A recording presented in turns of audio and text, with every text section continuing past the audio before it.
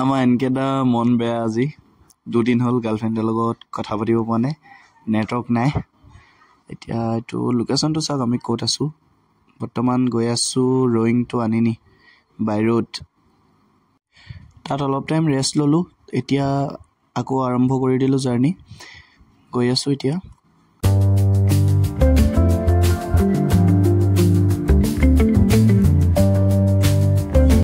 ৰাস্তা চাওক কেনেকুৱা খাতৰা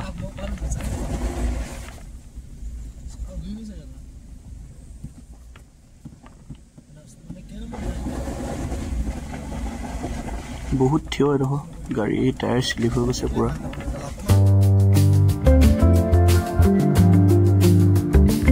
আনি নিলে আৰু 110 কিলোমিটাৰ আছে